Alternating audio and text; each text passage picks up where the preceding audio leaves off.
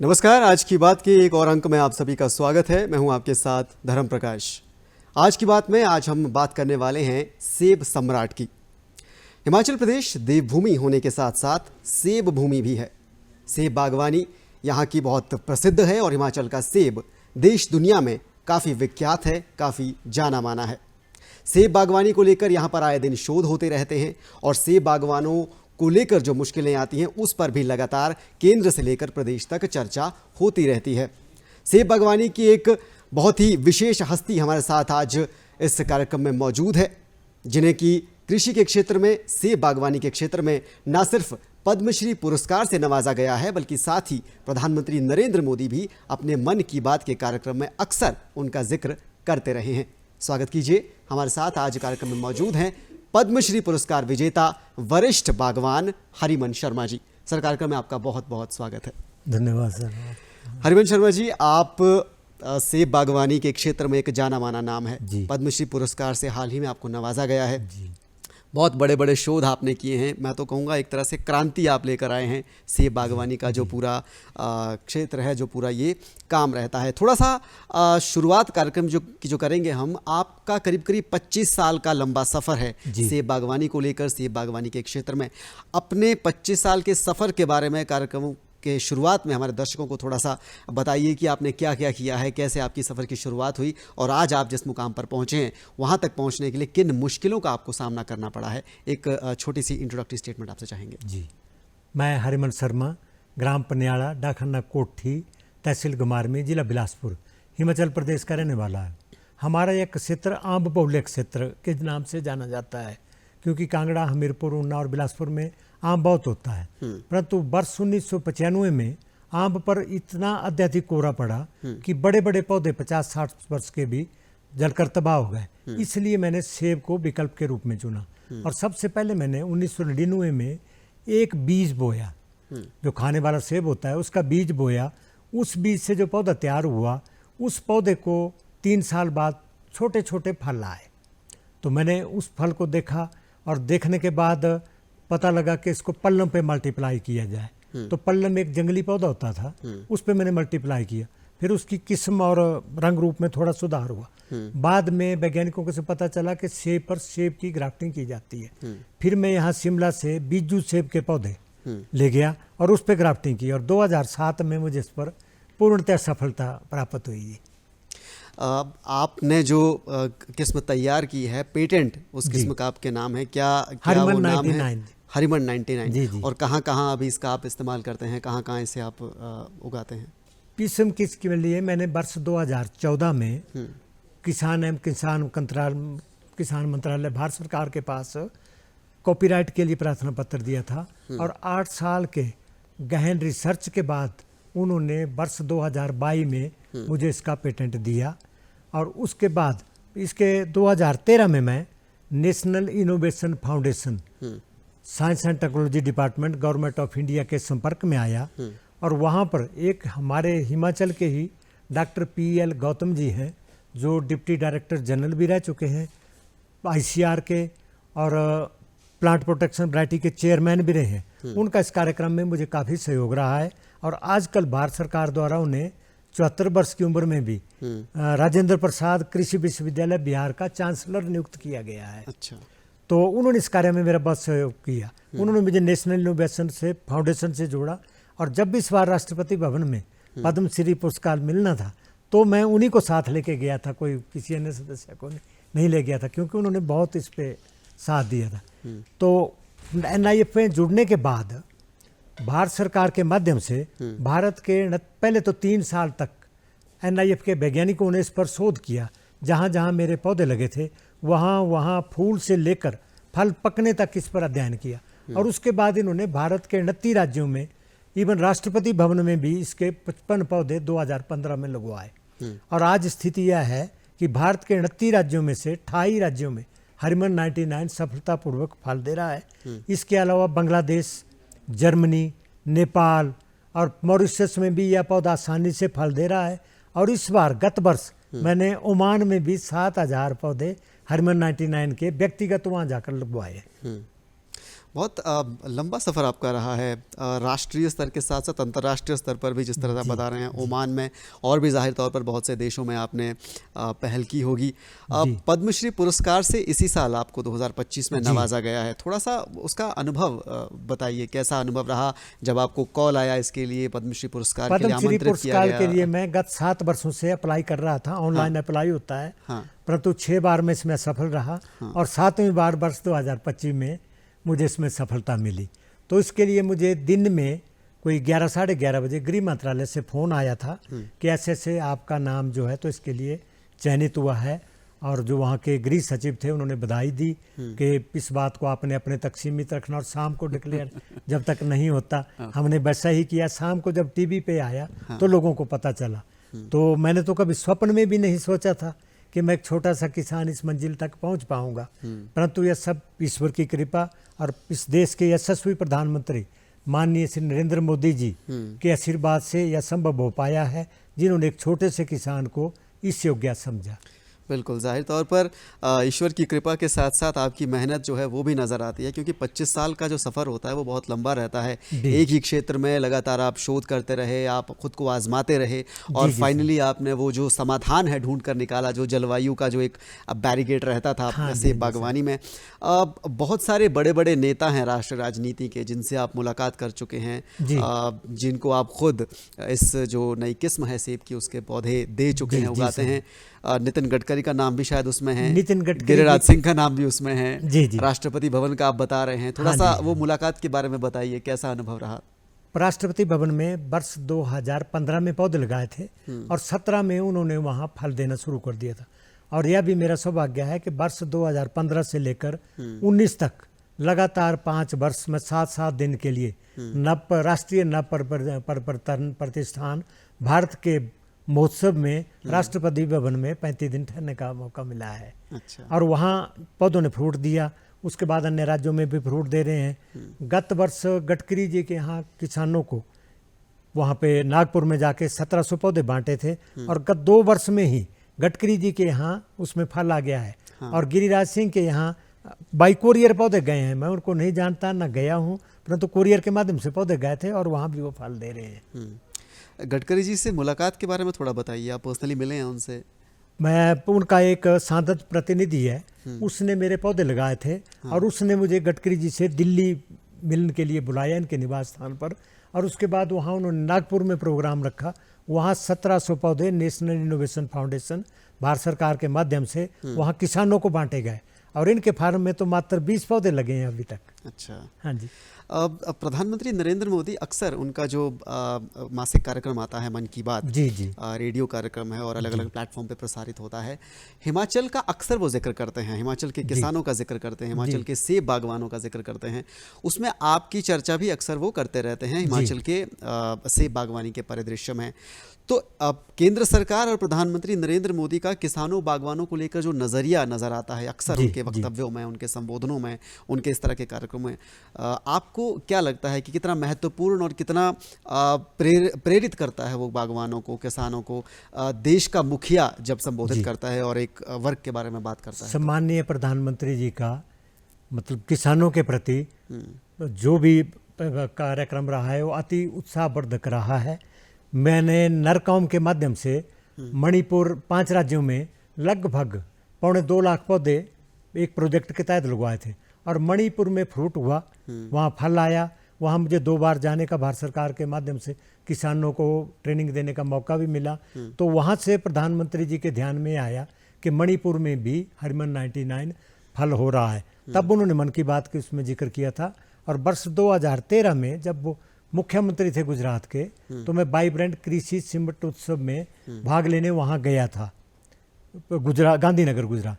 तो वहाँ national innovation foundation के बारे में मुझे पता लगा था, तो मैं उस समय से नेशनल इनोवेशन फाउंडेशन से जुड़ा हूँ। अच्छा। और जो ये किस्म है जो आपने इजाद की है, पेटेंट भी किया है, इसके बारे में थोड़ा सा बताइए। ये दूसरे सेब की किस्मों से कैसे अलग रहती है, क्या इसकी विशेषता? इसकी सबसे बड़ी खासियत यह है कि ये समुद्र तल से 100 मीटर से लेके 2200-2300 मीटर तक आसानी से उगाया जा रहा है। और इसकी सबसे बड़ी खासियत है कि आमतौर पर जैसे शिमला का सेब, शिमला जिला या मनाली का सेब जुलाई अगस्त में आता है, और कश्मीर का सेब तो अक्टूबर नवंबर में आता है। हमारा यह सेब जून में पककर तैयार हो जाता है, उसमें मार्केट में कोई फल नहीं होता, और उसमें 150-200 रुपये आराम से बिक जाता है, और किसानों को इसमें बहुत ज़्यादा फायदा होता है। ठीक है, तो कब से आप ये मतलब ये आपके पूर्वज भी खेती बागवानी में शामिल थे, और ये सेब की एक नई किस्म के ईजाद करना, क्योंकि सेब बागवान तो बहुत सारे हिमाचल में जी जी पीढ़ियों से सेब बागवानी करते आ रहे हैं। एक सीज़न आता है, एक मौसम आता है, अपना जो फसल है वो लेते हैं, बाज़ार में बेचते हैं और उससे अपना घर चलाते हैं। आपको ऐसा क्यों लगा कि ये जो ठंडी जलवायु की इसमें जो ज़रूरत है उसको ख़त्म किया जाए, गर्म जलवायु और गर्म क्षेत्रों में उगाने के लिए भी एक सेब की किस्म तैयार किया जाए? मतलब पारंपरिक बागवानी से हट के कुछ नया करने की जो चाहत है, जो सोच है, उसका स्रोत, उसका आधार क्या था, उसका ज़रिया क्या था, उसकी ज़रूरत क्यों आपको महसूस हुई? ज़रूरत इसलिए महसूस हुई कि आम पर अत्यधिक कोहरा पड़ा, नहीं तो हमारे आम के पौधे हैं, आज भी मेरे पास 200-250 पौधा आम का है जी। परंतु आम के दाम, जब यहाँ का आम निकलता है, आप हैरान होंगे कि इस बार मैंने मतलब 100 रुपये क्रेट बेचा है, 4 रुपये किलो, आप समझ लो कि 4 रुपये किलो हमारा सही आम मिला, जबकि निचले राज्यों से जब आम आता है तो हमें 100-150 रुपये किलो मिलता है। तो इसलिए आम में अब बड़ा घाटे का सौदा हो गया है, और सेब जो है ये 100-150 रुपये किलो आराम से हमारे वहाँ बिक जाता है जून में, क्योंकि उसमें विदेशी सेब होता है मार्केट में, वो 250-300 रुपये किलो से कम नहीं होता। तो इसलिए मैंने सेब को विकल्प के रूप में चुना था, और आगे मेहनत मैं करता रहा, बाकी फल ईश्वर के हाथ था, भगवान ने जैसे बुद्धि दी वैसे मैं चलता रहा, और आज यह सफलता, इस सफलता के लिए मैं तो परमपिता परमात्मा का ही धन्यवाद दूँ जिन्होंने मुझे इस तरफ प्रेरित किया जी। बिल्कुल, आपकी मेहनत का भी उसमें बहुत बड़ा योगदान है।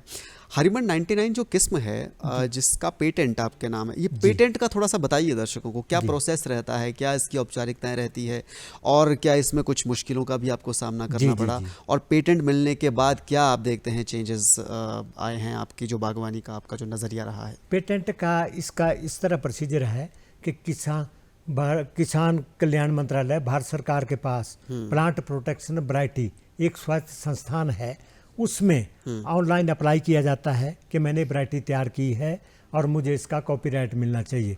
तो टेम्परेट रिसर्च स्टेशन का भारतवर्ष में सिर्फ एक ही रिसर्च स्टेशन है, वो है रेनग्रीत श्रीनगर। तो वहाँ के जो वैज्ञानिक हैं उनको मामला जाता है, वहाँ के वैज्ञानिकों ने मेरे से 125 पौधे लिए, और उन्होंने भारत के अलग अलग राज्यों में अपनी लोकेशन के आधार पे, जैसे हो सकता है कर्नाटका में, महाराष्ट्र में या गुजरात में, कहाँ कहाँ उन्होंने लगवाए, और उन्होंने इस पे 4-5 साल तक गहन रिसर्च किया, उन यूनिवर्सिटियों की रिपोर्टें ली, और मैंने 2014 में अप्लाई किया था, और 2022 में मुझे इसका पेटेंट मिला जी। पेटेंट मिलने के बाद मैंने national horticulture board, government of India, Bharat सरकार जिनका कार्यालय हरियाणा में है, उनके पास इसके लाइसेंस की अप्लाई किया, और मुझे 2024 में ही इसका लाइसेंस हरिमन 99 का दे दिया गया। परंतु हिमाचल सरकार के पास मैंने 2023 में इसके लिए प्रार्थना पत्र दिया था कि मेरे लाइसेंस में हरिमन 99 को भी ऐड कर दिया जाए, क्योंकि यह वैरायटी मेरे नाम से किसान कल्याण मंत्रालय द्वारा पंजीकृत हो चुकी है, और नेशनल हॉर्टिकल्चर बोर्ड ने भी मुझे इसका लाइसेंस दिया, परंतु मुझे आज दिन तक इसका लाइसेंस, मेरे लाइसेंस में हरिमन 99 किस्म जो है इंक्लूड नहीं की गई है। अच्छा, राज्य सरकार की तरफ से अभी तक अप्रूवल एक तरह से नहीं मिली है, तो इसकी क्या वजह पता नहीं, अब पता नहीं इसके पीछे क्या कारण है जी। क्योंकि केंद्र सरकार और खुद राष्ट्रपति अगर आपको पद्मश्री पुरस्कार तक जैसे सम्मान से पुरस्कार से सम्मानित कर रहे हैं, जी जी सर, तो राज्य सरकार को तो इसमें कोई दिक्कत होनी नहीं चाहिए, कोई परेशानी होनी पता नहीं अब इसमें उद्यान विभाग का क्या रोल रहता है, क्यों इसमें पेटेंट नहीं दिया जा रहा है, जबकि मैंने नेशनल हॉर्टिकल्चर बोर्ड के जो लाइसेंस है उसकी कॉपी भी साथ में लगाई थी भारत सरकार की। अच्छा, जो पेटेंट मिला है जिसमें टेम्परेट रिसर्च स्टेशन यूनिवर्सिटी के वैज्ञानिकों ने शोध किया है कश्मीर श्रीनगर से, वो भी कॉपी साथ लगाई है इसकी मैंने हिमाचल सरकार को।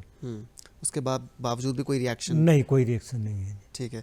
अब दूसरे राज्यों में जिस तरह से आप बता रहे हैं, मणिपुर से लेकर जो 29-30 राज्यों में आपने जो इस हरिमन 99 किस्म का जो खेती शुरू करवाई है, क्या रुझान उन राज्यों की तरफ से, उन राज्यों के बागवानों की तरफ से या उन राज्यों की सरकारों की तरफ से मिल रहा है, और आपके प्रति किस तरह का जो किसानों का इस प्रति बहुत बड़ा रुझान है। हम ज़्यादातर पौधे जो हैं तो कुरियर के माध्यम से लोगों को भेज रहे हैं।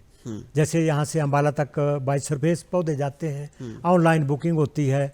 Science and technology department government of India की वेबसाइट है, उस पर मेरे सेब के बारे में पूरा चर्चा है। मेरी अपनी भी वेबसाइट है, उस पर पूरी चर्चा है। तो उनके माध्यम से लोग ऑनलाइन अप्लाई करते हैं और हम बुकिंग कर लेते हैं। उसके बाद कुरियर वालों से पिन कोड टैली करवाया जाता है पहले, और उसके बाद जब पौधे भेजते हैं तब अमाउंट लिया जाता है। और भारतवर्ष के हर राज्य में कुरियर के माध्यम से पौधे जा रहे हैं। और आज तक लगभग पिछले सीजन तक 17 लाख के करीब पौधे मैंने भारतवर्ष के 29 राज्यों में किसानों को रोपित करवा दिए हैं।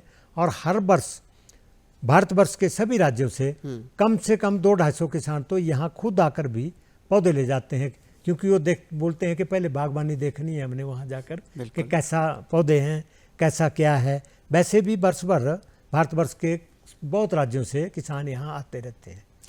ठीक है। रोजगार भी आपने दिया है लोगों को, क्योंकि इतना बड़ा काम, इतना बड़ा कारोबार आप चला रहे हैं, बहुत सारे राज्यों को इसमें सम्मिलित कर रहे हैं, विदेशों तक में भी आप जो फसल वो पहुंचा रहे हैं। तो कितना कारगर उन लोगों के लिए साबित हो रहा है जो आपके साथ काम कर रहे हैं, जिनको आपने रोजगार दिया है, और दूसरे आसपास के जो किसान हैं, जो उन्नत किसान, वो आपसे कितना प्रेरित हो रहे हैं? इसमें बहुत लोगों को मतलब फायदा हो रहा है। जैसे कुरियर के माध्यम से हजारों व्यक्तियों को फायदा हो रहा है। हाँ। यहाँ मेरे यहाँ नर्सरी में 3-4 व्यक्ति तो परमानेंट काम करते हैं। ग्राफ्टिंग के टर्म्स में कुल्लू से 10 ग्राफ्टर आते हैं, उनको 2 महीने लगभग 3 काम दिया जाता है। और स्थानीय लोगों को लगभग 15-20 आदमियों को सीजन के समय में कार्य दिया जाता है 2 महीने जी। तो इससे काफ़ी लोग लाभान्वित होते हैं। जहाँ तक हमारे यहाँ की बात है, तो हमारे यहाँ बिलासपुर जिला में पानी की बहुत कमी है। दूसरे एक प्रॉब्लम यहाँ रंगड़ की आती है, रेंगल जिसको बोलते हैं। वो भी इसके पहले फल खाते हैं, फिर उस पर मतलब चमड़ी पे भी असर करते हैं। तो इसलिए भी लोगों में कम रुझान है पानी ना होने की वजह से। बाकी स्टेटों में तो लोगों ने कई जगह तो 2-2 हज़ार पौधे के किसान ने, जैसे महाराष्ट्र है, कर्नाटका है, 2-3 हज़ार पौधे भी एक किसान ने लगा रखे हैं। ठीक है। हिमाचल प्रदेश की जो आर्थिकी है सेब बागवानी की, वो करीब 5,000 करोड़ के आसपास की, इससे भी ऊपर की ही है। आपको लगता है कि प्रदेश में सेब बागवानी अभी कहीं कहीं कुछ कमियां आप देखते हैं आपकी नज़र में, और अगर वो कमियां हैं तो उनमें सुधार के लिए क्या कदम उठाए जाने चाहिए जो नहीं उठाए जा रहे, या कहाँ आप ड्रॉबैक कहाँ देखते हैं? इसके लिए ड्रॉबैक मौसम परिवर्तन है जी।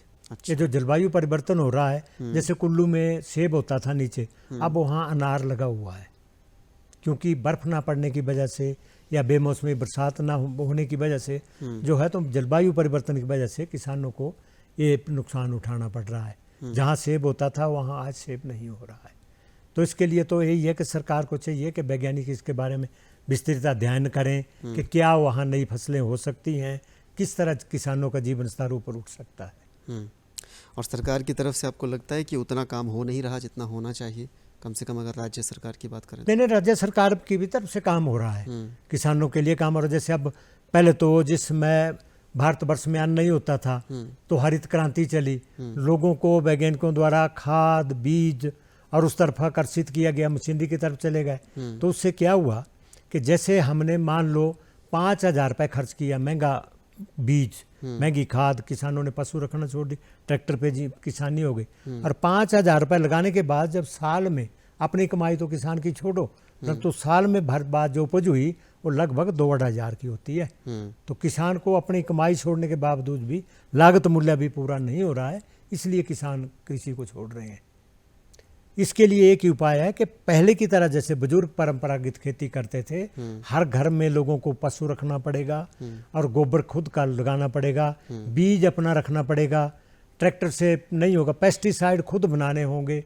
जैसे पहले के बुजुर्ग तो पेस्टिसाइड स्प्रे नहीं करते थे, सिर्फ एक हमारे बुजुर्ग जो थे तो कहते थे कि नमक के सिवा कोई भी चीज़ दुकान से नहीं खरीदते थे। आज कोई भी चीज़ घर में नहीं है, सब दुकान पे परचेज हो रहा है।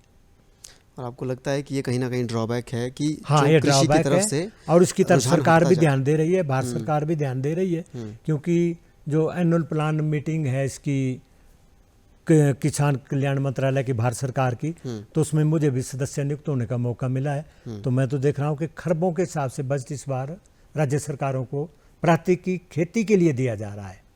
और यहाँ हमारे यहाँ बिलासपुर में तो आचार्य देवव्रत भी जी आए थे, लगभग 500-600 किसान थे झंडूता में।